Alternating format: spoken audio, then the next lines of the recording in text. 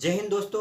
मैं आपका दोस्त श्यामलाल चौधरी आज आपके समक्ष पर्यावरण की सीरीज के अंतर्गत एक और वीडियो लेकर आया हूं और आपसे निवेदन है कि अगर अभी तक आपने हमारा यूट्यूब चैनल सब्सक्राइब नहीं किया हो तो जरूर कर लें और साथ ही साथ जो बेल आइकन है उसको भी प्रेस जरूर कर लें ताकि जब भी हम नया वीडियो बनाएं तो आप तक पहुंच जाए या जब भी हम लाइव आएँ तो आप तक नोटिफिकेशन पहुँच जाए। तो दोस्तों यहाँ पर मैं आपको पढ़ाने जा रहा हूँ भारत में पर्यावरण संबंधी जो कानून थे जो मैंने आपको कल पढ़ाया था है जो दो महत्वपूर्ण कानून आपको मैंने कल पढ़ाए थे, वन्य जीव संरक्षण अधिनियम 1972 और पर्यावरण संरक्षण अधिनियम 1986। उसी कड़ी के अंतर्गत आप देखेंगे कुछ महत्वपूर्ण चीजें और रह गई थी तो मैंने सोचा कि उस पर भी बनाते हैं। तो यहाँ पर देखें आप राष्ट्रीय हरित अधिकरण जो कि एनजीटी बोलते हैं, नेशनल ग्रीन ट्रिब्यूनल, ठीक है, ये वेरी वेरी इंपॉर्टेंट है, इसके बारे में कुछ महत्वपूर्ण बातें जानेंगे। फिर राष्ट्रीय वन नीति जो अपनी 1988 की है इसके बारे में जानेंगे। और फिर एक जो सामाजिक वानिकी होती है, आपको सभी को इस शब्द से परिचित होंगे आप कि सामाजिक वानिकी क्या होती है। और ये सामाजिक वानिकी भी मुख्य रूप से 3 प्रकार की होती है, कृषि वानिकी, सामुदायिक वानिकी और सार्वजनिक वानिकी। समझ में आ रहा है आपको? तो इनके बारे में पढ़ेंगे। तो हम इस वीडियो में किस किस के बारे में पढ़ेंगे ये समझ में आ गया आपको। पहली बात हम पढ़ेंगे राष्ट्रीय हरित अधिकरण यानी कि नेशनल ग्रीन ट्रिब्यूनल, ठीक है, नेशनल ग्रीन ट्रिब्यूनल यानी कि राष्ट्रीय हरित अधिकरण, इसके बारे में पढ़ेंगे। फिर राष्ट्रीय वन नीति जो कि 1988 की है इसके बारे में पढ़ेंगे। फिर जो सामाजिक वानिकी है इसके बारे में पढ़ेंगे। और सामाजिक वानिकी के अंतर 3 प्रकार की वानिकी आती है, कृषि वानिकी, सामुदायिक वानिकी और सार्वजनिक वानिकी। अब इन्हें किसमें क्या क्या चीजें होती है वो अपन बाद में पढ़ेंगे। पहले शुरुआत करता हूं मैं आपसे राष्ट्रीय हरित अधिकरण। राष्ट्रीय हरित अधिकरण यानी कि एनजीटी, नेशनल ग्रीन ट्रिब्यूनल, ये क्या है? देखो दोस्तों सिंपल सी बात है, जो पर्यावरण संबंधी जो मामले होते हैं, ठीक है, जो पर्यावरण संबंधी जो मामले होते हैं उन पर्यावरण संबंधी मामलों के जल्दी निपटारे के लिए हमने क्या बनाया है, ये राष्ट्रीय हरित अधिकरण बनाया है। दोस्तों आपको पता होगा अपने भारत की जो सुप्रीम कोर्ट है या जो हाई कोर्ट है वहां पर कई मामले हजारों लाखों मामले क्या पेंडिंग पड़े हुए हैं। समझ में आ रहा है आपको? अपने सुप्रीम कोर्ट है और सुप्रीम कोर्ट में और हाई कोर्ट में हजारों मामले क्या है, हजारों या लाखों मामले आप कह सकते हैं पेंडिंग पड़े हुए हैं। यानी कि उनकी सुनवाई, पता चला कि कोई केस जो है आज से 20 साल पहले चल रहा था, आज तक उसकी सुनवाई हो ही नहीं पाई है, ऐसा भी हो रहा है। तो दोस्तों अगर ऐसा ही रहा तो पर्यावरण संबंधी अगर कोई चीजें, माना सोचो आप उद्योग लगना है और उद्योग के संबंध कोई अगर विवाद हो गया और उस विवाद अगर सुप्रीम कोर्ट में चला गया या हाई कोर्ट में चला गया तो वो कितना लंबा चला जाएगा विवाद। तो इस कारण से ना तो उद्योग लग पाएगा ना आगे कुछ काम हो पाएगा। इसलिए क्या करा है कि राष्ट्रीय हरित अधिकरण बनाया है, यानी कि पर्यावरण संबंधी जो भी चीजें हैं उनसे संबंधित जो भी विवाद हैं उन विवादों को कहां पर सुना जाएगा, इस राष्ट्रीय हरित अधिकरण में सुना जाएगा। समझ में आ रहा है आपको? तो राष्ट्रीय हरित अधिकरण क्या होता है, यानी कि पर्यावरण संबंधी जितने भी विवाद होते हैं वो किसी दूसरे कोर्ट में जाने के बजाय कहां पर जाते हैं, राष्ट्रीय हरित अधिकरण में जाते हैं। अब इसके बारे में पढ़ते हैं। क्या बोल रहे हैं कि पर्यावरण संबंधी मामलों के शीघ्र निपटारे के लिए, यानी कि पर्यावरण संबंधी जो भी मामले हैं उनके शीघ्र निपटारे के लिए क्या है, इसकी स्थापना 18 अक्टूबर 2010 को की गई। वेरी वेरी इंपॉर्टेंट है दोस्तों, इसकी स्थापना कब की गई, 2010 में की गई। समझ में आ रहा है आपको? वेरी वेरी इंपॉर्टेंट, क्योंकि ये क्वेश्चन एक बार आ चुका है ना, एमपीपीएससी में आया था ये कि कब की गई स्थापना, 2010 में की गई। तो तारीख भी याद रख लेंगे, 18 अक्टूबर 2010 को की गई। किसकी स्थापना, नेशनल ग्रीन ट्रिब्यूनल यानी कि राष्ट्रीय हरित अधिकरण की स्थापना क्यों की गई ये समझ आ गया। जो भी पर्यावरण संबंधी जो मामले हैं उनके शीघ्र निपटारे के लिए, ध्यान रखना शीघ्र निपटारा, जल्दी से निपटारा हो जाए, समय से निपटारा हो जाए किसी मामले का, ऐसा ना हो 15-20 साल हो जाए किसी मामले को और वो मामला चलता ही रहे। तो शीघ्र निपटारे के लिए अपन लाए हैं क्या, नेशनल ग्रीन ट्रिब्यूनल। कब स्थापना हुई, 18 अक्टूबर 2010 को स्थापना हुई। ठीक है, ध्यान रखना 2 चीजें, एक तो शीघ्र निपटारे के लिए और पर्यावरण संबंधी जो भी मामले हैं उनके शीघ्र निपटारे के लिए 18 अक्टूबर 2010 को इसकी स्थापना की गई। यह प्राकृतिक न्याय के सिद्धांत पर कार्य करता है दोस्तों, ठीक है, जो न्याय होता है, जो प्राकृतिक रूप से जो न्याय होता है उसके सिद्धांत पर कार्य करता है। और ध्यान रखना वेरी वेरी इंपॉर्टेंट है, क्योंकि जिसके लिए शीघ्र निपटारे के लिए इसे बनाया था, इसलिए यहाँ पर देखें यह मुकदमे को 6 माह के भीतर, very very good, very very important भी है, यानी कि मुकदमे को 6 माह के भीतर निपटाने का प्रयास करता है। यानी कि 6 माह के अंदर ये पूरा जो भी मुकदमा आया है एनजीटी के अंतर्गत उसको सुलझाने का प्रयास करता है। समझ में आया आपको? कितने माह, क्योंकि अपन बोल रहे हैं शीघ्र निपटारा, यानी कि 6 माह के अंदर ही जो भी मुकदमा जाएगा उसका निपटारा कर देता है। अब वेरी इंपॉर्टेंट ये है कि एनजीटी का मुख्यालय कहाँ पर, तो इसका मुख्यालय नई दिल्ली में। कहाँ पर है, नई दिल्ली में, ठीक है, कहाँ पर है, नई दिल्ली में, याद रखना। तो एनजीटी का मुख्यालय कहाँ पर है, नई दिल्ली में। भारत का जो सुप्रीम कोर्ट है वो भी कहाँ पर है, सुप्रीम कोर्ट का मुख्य मुख्यालय वो भी कहाँ पर है, वो भी नई दिल्ली में। तो एनजीटी का मुख्यालय कहाँ पर, नई दिल्ली में है, तथा इसके 4 क्षेत्रीय मुख्यालय हैं। कितने क्षेत्रीय मुख्यालय हैं, 4 क्षेत्रीय मुख्यालय। तो एक तो मेन मुख्यालय है और इसके साथ ही 4 क्षेत्रीय मुख्यालय हैं। और ये क्षेत्रीय मुख्यालय अपने जो एमपी की राजधानी भोपाल में भी है, पुणे में है, कोलकाता में और चेन्नई में। समझ में आ रहा आपको? भोपाल, पुणे, कोलकाता और चेन्नई, याद रखना, भोपाल, पुणे, कोलकाता और चेन्नई, ठीक है। देखो चेन्नई को लिखते हैं तो इसको भी सी से लिखते हैं, चेन्नई स्पेलिंग सी से, और कोलकाता को सी से लिखते हैं तो ये दोनों सी वाले हो जाएंगे। कोलकाता भी सी से आता है और चेन्नई भी से, और भोपाल अपन देखते हैं भोपाल बी से और पुणे पी से, ठीक है। तो इस प्रकार से आप देख सकते हैं, ये याद रखने के बोल रहा हूँ मैं। ठीक है। तो इस प्रकार से 2 सिटी याद रखना, कोलकाता, चेन्नई और भोपाल, पुणे। तो ये 4 क्षेत्रीय मुख्यालय और एक मेन मुख्यालय हो गया। और ध्यान रखना ये एक इंपॉर्टेंट चीज है, क्योंकि ये यूपीएससी और एमपीपीएससी के दृष्टि से बहुत इंपॉर्टेंट है कि एनजीटी के जो निर्णय होते हैं उनको क्या सुप्रीम कोर्ट में चुनौती दी जा सकती है क्या? अगर किसी केस पर एनजीटी सुनवाई करती है और उस पर कोई अगर दे देती डिसीजन, तो क्या उस पर फिर सुप्रीम कोर्ट में जा सकते हैं उस मुकदमे को लेकर? हाँ दोस्तों, जा सकते हैं। बहुत सारों दिमाग में होगा नहीं जा सकते, नहीं, लेकिन जा सकते हैं। एनजीटी के निर्णय को सुप्रीम कोर्ट में भी चुनौती दी जा सकती है, यानी कि इस मामले को फिर सुप्रीम कोर्ट में जा सकता है वो। लेकिन अधिकतर तो क्या है, यही निपटा दिया जाता है वैसे तो, लेकिन कोई मामले ऐसे होते हैं जो वापस सुप्रीम कोर्ट तक भी जा सकते हैं। तो एनजीटी के बारे में मुझे पता है कि आपको बहुत कुछ पता चल गया होगा। हाँ ठीक है, मुझे आशा ही नहीं, अभी तो पूरा विश्वास है कि आपको एक पूरी जानकारी समझ आ गई होगी। पहली बात कि एनजीटी क्यों बनाया गया, नेशनल ग्रीन ट्रिब्यूनल क्यों बनाया गया? ये बनाया गया पर्यावरण संबंधी जो भी मुकदमे होते हैं उनके शीघ्र निपटारे के लिए। कितने माह के अंदर कर देंगे वो निपटारा? 6 माह के अंदर कर देंगे। कब स्थापना की गई? तो 18 अक्टूबर 2010 को स्थापना की गई। ये प्राकृतिक न्याय के सिद्धांत पर कार्य करता है। इसका मुख्यालय नई दिल्ली में और 4 क्षेत्रीय कार्यालय हैं जो कि भोपाल, पुणे, कोलकाता और चेन्नई में। ठीक है दोस्तों, और एनजीटी के जो निर्णय है उसको सुप्रीम कोर्ट में भी चुनौती दी जा सकती है। ये मुख्य मुख्य बातें मैंने आपको समझा दी है। फिर आगे बढ़ते हैं। अगला है दोस्तों, ठीक है, आपको पर्यावरण हरित अधिकरण जो है या राष्ट्रीय हरित अधिकरण जो है यह समझ आ गया होगा। आगे बढ़ते हैं। राष्ट्रीय वन नीति, राष्ट्रीय वन नीति 1988 की बात करता हूँ। और ध्यान रहे दोस्तों, ये वापस जो 2016 में रिन्यू भी हुई थी राष्ट्रीय वन नीति 1988, सॉरी, राष्ट्रीय वन नीति 1988। देखो उद्देश्य क्या है, अब किसी भी कोई भी नीति बनती है तो उसका कुछ उद्देश्य होता है ना। तो देखो यहाँ उद्देश्य पर्यावरणीय स्थायित्व वो पारिस्थितिकी संतुलन को बनाए रखना, यानी कि पर्यावरण का जो स्थायित्व है वो बना रहना चाहिए और जो पारिस्थितिकी का जो संतुलन है वो बना रहना चाहिए। अगर दोस्तों ये पर्यावरण का जो संतुलन है यानी कि इकोसिस्टम का जो संतुलन है, अगर ये बिगड़ जाता है तो कहीं ना कहीं अपने लिए, मनुष्यों के लिए, सभी जीव जंतु के लिए खतरा हो सकता है। दोस्तों समझ में आ रहा है आपको? यानी कि पर्यावरण का स्थायित्व और पारिस्थितिकी का स्थायित्व एवं संतुलन बनना बहुत अनिवार्य है। तो इसको स्थायी रखने के लिए ही राष्ट्रीय वन नीति घोषित की गई थी। ठीक है, इसके तहत क्या होता है, सघन वनीकरण। सघन वनीकरण यानी कि बहुत ज्यादा पेड़ पौधे लगाना है ना, ज्यादा मात्रा में पेड़ पौधे लगाना, वृक्षारोपण करना। एवं सामाजिक वानिकी, सामाजिक वानिकी क्या होता है, मैं पूरा सामाजिक वानिकी क्या होता है पूरा आपको समझाऊंगा। तो ये क्या बोल रहा है, सघन वनीकरण एवं सामाजिक वानिकी कार्यक्रम के माध्यम से वन क्षेत्र का विस्तार करना है। यानी कि दोस्तों कहने का मतलब यही है, राष्ट्रीय वन नीति के अंतर्गत ये किया गया कि अधिक से अधिक हम पेड़ पौधे लगाएं, अधिक से अधिक हम वृक्षारोपण करें और अपने जो पृथ्वी है इसको हरा भरा करें, है ना। ये चीज सोचने की बात की गई है। ठीक है, तो देश के कुल क्षेत्रफल का कितना, 1/3 भाग यानी कि 33% भाग, कितना भाग, 33% भाग, कितना, 33% भाग क्या है, वनों एवं वृक्षों से आच्छादित होना चाहिए। ये राष्ट्रीय वन नीति जो है 1988 का कहना है। समझ में आ रहा है? अगर आपसे कोई पूछ ले कि हमारा लक्ष्य क्या है, भारत का लक्ष्य कितने प्रतिशत भाग पर वन होना चाहिए, तो भारत का लक्ष्य है हमारे यहाँ पर लगभग 33% भाग पर वन होना चाहिए। लेकिन अभी मैंने आपको रिपोर्ट बताई थी है ना, लगभग 24 के आसपास है हम, तो अभी 33 के पास जाना है हमको। समझ में आ रहा है आपको? मैंने पुरानी रिपोर्ट बता दी, उसमें देख लेंगे, करेक्ट याद कर लेंगे कितना है। ठीक है, लेकिन 33% हमारा लक्ष्य क्या है, 33% वनों एवं वृक्षों से आच्छादित होना चाहिए हमारे यहाँ क्षेत्रफल। ये किस नीति के अंतर्गत बताया है, राष्ट्रीय वन नीति 1988 के तहत बताया है। वेरी वेरी इंपॉर्टेंट है, पूछ लिया जाएगा कि हमें जो है हमारे जो भारत देश में जितनी भी जो आप देखें भूमि है उसके 33% भाग पर वन होना चाहिए। ये किसमें कहा गया है, ये कहा गया है राष्ट्रीय वन नीति 1988 के तहत कहा गया है। तो राष्ट्रीय वन नीति 1988 की मेन बातें समझ में आ गई आपको। पहली बात, राष्ट्रीय वन नीति 1988 की पहली बात तो यही है कि जो पारिस्थितिकी संतुलन है या पर्यावरण का जो संतुलन है या पर्यावरण का जो स्थायित्व है वो बना रहना चाहिए और अधिक से अधिक वृक्षारोपण करना चाहिए, अधिक से अधिक वन का रोपण करना चाहिए और साथ ही साथ कोशिश करनी चाहिए कि भारत की जो भूमि है उस भूमि पे लगभग 33% भाग पर क्या हो, वन हो, जो कि अभी 24% के आसपास है। समझ आया आपको? 23 से 24% के आसपास है। ये मेन बातें हो गई राष्ट्रीय वन नीति 1988 की। अब आगे बढ़ते हैं। अगला है सामाजिक वानिकी। वेरी वेरी इंपॉर्टेंट है दोस्तों, सामाजिक वानिकी। आपने कई बार नाम सुना होगा, आपने 6ठी 7वीं 8वीं में भी ये काफी बार नाम आता है। जब 8वीं तक आप पढ़ेंगे, 10वीं तक पढ़ेंगे, सामाजिक वानिकी का नाम आपने जरूर सुना होगा।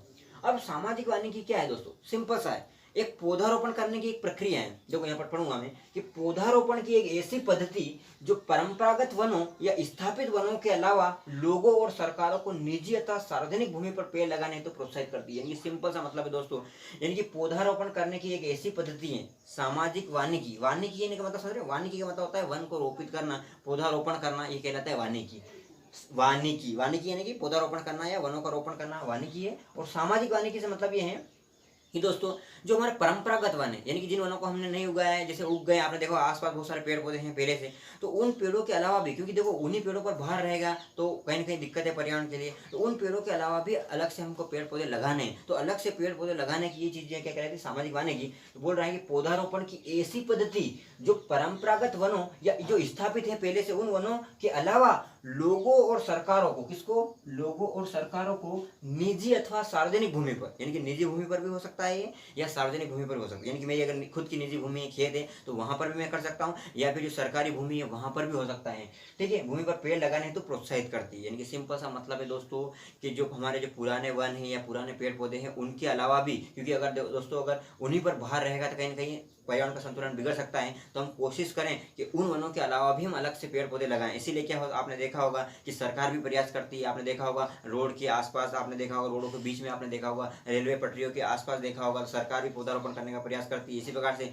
आपने देखा होगा कई लोग भी, कई संस्थाएं भी क्या करती है, जो सार्वजनिक भूमि है वहां पर या निजी भूमि पर पौधारोपण करने का काम करती है। तो ये कहीं ना कहीं सामाजिक वानिकी के अंतर्गत ही आता है। सामाजिक वानिकी का सिंपल सा मतलब है, अगर कोई आपको बोल दे कि सामाजिक वानिकी क्या है, तो सिंपल सा है कि जो परंपरागत है वन है उनसे भार कम करके निजी भूमि या सार्वजनिक भूमि पर भी वन रोपण करना क्या कहलाता है, आपका सामाजिक वानिकी कहलाता है। और ये सामाजिक वानिकी आपकी कितने प्रकार की होती है, 3 प्रकार की होती है। लेकिन आगे बढ़ते इसका उद्देश्य क्या है, तो वही उद्देश्य है कि जो परंपरागत वनों से भार कम कर जो अनुपयोगी या परती भूमि है, यानी कि जो बंजर भूमि है, उसको वनीकरण के माध्यम से उपयोगी बनाना है। मतलब समझ में आया आपको, यानी कि जो परंपरागत वन है उनसे हमको भार कम करना है, और जो अनुपयोगी भूमि या बंजर भूमि है, ऐसी भूमि जहाँ पर हम फसल नहीं उगाते हैं, उस भूमि को भी हमको क्या करना है, वनीकरण करना है वहाँ का, यानी कि वहाँ पर वृक्षारोपण करना है। ये इसका मात्र उद्देश्य रहता है। अब इसमें 3 प्रकार के समूह बांटा गया है इस वानिकी को। सामाजिक वानिकी को कितने भागों में बांटा गया है, सामाजिक वानिकी को 3 भागों में बांटा गया है। 3 भाग कौन कौन से, पहला है कृषि वानिकी, जैसे नाम से स्पष्ट है कृषि वानिकी। आप सोचो कृषि वानिकी मतलब क्या, देखो वानिकी का मतलब तो आप समझते हैं, वानिकी का मतलब वृक्षारोपण या वनों को रोपना, तो ये वनीकरण होता है वानिकी का मतलब। और कृषि वानिकी ने सिंपल सा मतलब है किसानों को अपनी भूमि पर पौधे लगाने तो प्रोत्साहित करना, क्या कहलाता है, कृषि वानिकी। यानी कि दोस्तों आपने देखा होगा कई किसान जो क्या करते हैं, अपने यहाँ पर जो जमीन होती है वहीं पर बहुत सारे बगीचे लगाते हैं, है ना, पेड़ पौधे लगाते हैं, तो ये आता है आपका कृषि वानिकी के अंतर्गत। इसके अंतर्गत आता है, कृषि वानिकी के अंतर्गत आता है। यानी कि जब किसान खुद अपने खेत में, और इसके लिए प्रोत्साहित करती है सरकार खुद, आपने देखा होगा सरकार अलग से आपको देखा होगा पेड़ पौधे भी देती है कि भैया चलो जामफल अगर बो रहे हैं आप, है ना, या आप जो भी अगर सीताफल बो रहे हैं या संतरे बो रहे हैं, तो शासन आपको देखेंगे कि बहुत कम पैसे में सब्सिडी देकर के आपको वो उपलब्ध करवाती है। तो कहीं ना कहीं ये कृषि वानिकी है, यानी कि किसानों को पेड़ पौधे लगाने के लिए क्या करना, प्रोत्साहित करना। इसलिए सरकार समय समय पर क्या करती है, गाइडलाइन जारी करती है और बोलती है भाई अगर आप संतरे का बाग लगाओगे तो आपको इतने रुपए की हम सब्सिडी देंगे, इतना वो देंगे, बहुत सारी चीजें आपको देखने को मिलती थी। कृषि वानिकी के अंतर्गत किया जाता है। तो किसानों को अपनी भूमि पर पौधे लगाने हैं तो प्रोत्साहित करना क्या है, कृषि वानिकी है। फिर एक और आता है, देखो शब्द बिल्कुल आसपास देखेंगे आप, अगला है सामुदायिक वानिकी। वानिकी का मतलब तो आप समझते हैं कि वही पेड़ पौधे लगाना, वृक्षारोपण करना, लेकिन सामुदायिक यानी कि पूरा समुदाय। तो देखो निजी भूमि की बजाय, याद रखना, देखो बहुत सारे लोग ऐसे हैं जिनके पास निजी भूमि नहीं है। भाई भारत में बहुत सारे लोग ऐसे हैं जिनके पास निजी भूमि है ही नहीं, है ना, उनके रहने के लिए भूमि है, वही बड़ी बात है। उनके पास निजी भूमि नहीं है कि वो वृक्षारोपण कर सके, तो ऐसे लोग भी वृक्षारोपण कर सके, इसलिए ये कार्यक्रम चला गया, इसका नाम है सामुदायिक वानिकी। इसमें क्या होता है कि निजी भूमि की बजाय सामुदायिक भूमि, यानी कि जो सामुदायिक भूमि है ना, पूरे समुदाय की भूमि, आपने देखा हो ग्राम पंचायत के अंतर्गत भी बहुत सारी भूमि आती है ना, इस प्रकार से आपकी जो नगर पालिका है उसके अंदर बहुत सारी भूमि आती है, तो उन भूमि पर भी आप वृक्षारोपण कर सकते हो। तो जरूर नहीं कि किसी व्यक्ति के पास अगर भूमि नहीं है तो वो वृक्षारोपण नहीं कर सकता, वो किसी सामुदायिक भूमि पर जाकर वृक्षारोपण कर सकता है। तो आपने देखा होगा समय समय पर, जैसे विश्व पर्यावरण दिवस के दिन लोग जो है कि सामुदायिक भूमि पर क्या करते हैं, वृक्षारोपण करते हुए देखा होगा आपने। तो ये उसी के अंतर्गत आता है सामुदायिक वानिकी। तो निजी भूमि की बजाय सामुदायिक भूमि पर समुदाय द्वारा ही वनारोपण को बढ़ावा दिया जाता है, और यह कार्यक्रम उन लोगों को भी वनीकरण से जोड़ता है जिनके पास निजी भूमि नहीं है। दोस्तों यानी मैंने बताया वही बात है कि ऐसे लोग जिनके पास भूमि नहीं है खुद की, तो वो भी क्या समुदाय के रूप में, एक समुदाय के रूप में क्या करेंगे, एक सामुदायिक भूमि पर जाकर वृक्षारोपण कर सकते हैं। तो वो आता है आपका सामुदायिक वानिकी। और जिनके पास अपनी खुद की भूमि है और किसान है, तो किसान अपने खेत में भी क्या कर सकते हैं, पेड़ पौधे लगा सकते हैं, वो कहलाता है कृषि वानिकी। फिर आगे बढ़ते हैं सार्वजनिक वानिकी। अब सार्वजनिक वानिकी और सामुदायिक वानिकी में अंतर है दोस्तों। सामुदायिक वानिकी में लोग ही वृक्षारोपण करते हैं, लेकिन यहाँ पर सार्वजनिक वानिकी में यहाँ पर कहीं ना कहीं वन विभाग करता है ना, इनकी सरकार करती है। देखो क्या बोल रहा है, इसके अंतर्गत वन लगाने का कार्य वन विभाग का है, किसका है, वेरी वेरी इंपॉर्टेंट, ये मेन अंतर है। सामुदायिक वानिकी यानी कि समुदाय द्वारा, और सार्वजनिक यानी कि सरकारी टाइप काम आ जाता है। यानी कि सार्वजनिक का मतलब है सरकारी, यानी वन विभाग का है, जो सड़कों यानी कि जो सड़क के किनारे, आपने देखा होगा जब भी आप कहीं हाईवे पे जाएंगे तो आपने देखा होगा हाईवे के दोनों तरफ बीच में कहीं कहीं क्या लगा दिए जाते हैं, पेड़ लगा दिए जाते हैं। या रेलवे पटरी के आपने देखा होगा रेलवे पटरी के आसपास उधर भी पेड़ लगा दिए जाते हैं। तो ये काम कौन करता है, वन विभाग करता है। और ये कौन सी वानिकी है, कृषि वानिकी नहीं है, ये सामुदायिक वानिकी नहीं है, ये कौन सी है, सार्वजनिक वानिकी है। तो इसके अंतर्गत वन लगाने का कार्य वन विभाग का है, जो सड़कों, नहरों, रेलवे ट्रैकों, है ना, के किनारे तथा अन्य सरकारी भूमि पर पौधारोपण करती है। समझ में आपको, यानी कि वन विभाग इसके अंतर्गत काम करता है। समझा है। कृषि वानिकी के अंतर्गत किसान जो है अपने वहां पर पेड़ पौधे लगाते हैं। सामुदायिक वानिकी में कोई भी व्यक्ति हुआ वो सार्वजनिक भूमि पर लगा सकता है, लेकिन सार्वजनिक वानिकी में क्या है आप देखेंगे वन विभाग ही लगाता है। और आगे बढ़ते हैं, यह पूर्णतः केंद्र पोषित कार्यक्रम है। कितना है मतलब इसके लिए पैसे कौन देता है? राज्य सरकार नहीं देती है। यह पूर्णतः केंद्र पोषित कार्यक्रम है। वेरी वेरी इंपॉर्टेंट चीजें बता रहा हूँ यूपीएससी और एमपीपीएससी के लिए। पहली बात है केंद्र पोषित कार्यक्रम, यानी कि इसके लिए जितना भी पैसा लगता है केंद्र सरकार देती है, राज्य सरकार नहीं देती है। दूसरी बात, कनाडा एवं स्वीडन की तकनीक की मदद ली गई है इनमें, यानी कनाडा और स्वीडन में भी इस प्रकार की चीजें अपनाई जाती है ना, रोड के किनारे हुआ पेड़ पौधे लगाना हुआ, रेलवे पटरी किनारे लगाना, तो इसलिए अपने वहां से तकनीकी अपनाई है। कनाडा और स्वीडन की तकनीकी मदद भी ली जा रही है।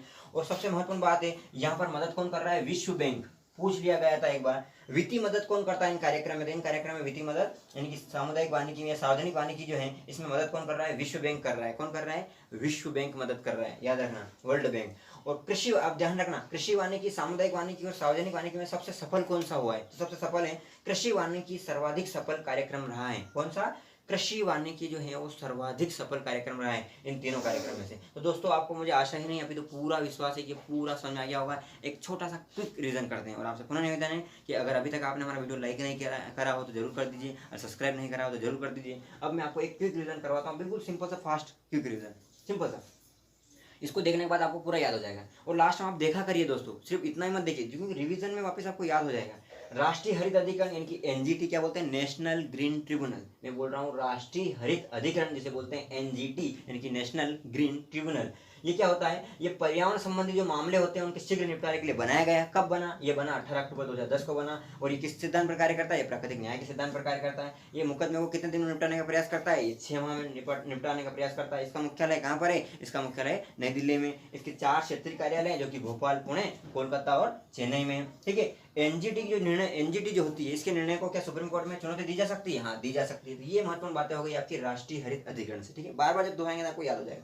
अगला है राष्ट्रीय वन नीति। क्या है? देखो, राष्ट्रीय वन नीति 1988 का एक ही मात्र काम है दोस्तों कि ये पर्यावरण का जो संतुलन है इसको बनाए रखना, और इसके अंतर्गत पौधारोपण करना, वन रोपण करना, ये काम किया जाता है। और इसमें लक्ष्य लिया गया है कि अपने भारत की जो भूमि है उसके 33% भाग पर क्या होना चाहिए? वन होना चाहिए। ठीक है, जो कि अभी 24% के आसपास है। ये मेन बात है इसकी हो गई। फिर आगे बढ़ते हैं सामाजिक वानिकी। मैंने आपको पहले ही बताया कि वानिकी, सामाजिक वानिकी क्या है? पौधारोपण की एक ऐसी पद्धति है जो परंपरागत जो वन है या जो पहले से स्थापित वन है उनके अलावा भी निजी भूमि या सार्वजनिक भूमि पर हमको वन को रोपण करना है। ये चीजें संबंधित है। और इसमें देखेंगे इसका उद्देश्य एकमात्र है कि जो परंपरागत जो वन है उनका भार कम करना और दूसरी भूमि पर भी वन रोपण करना है।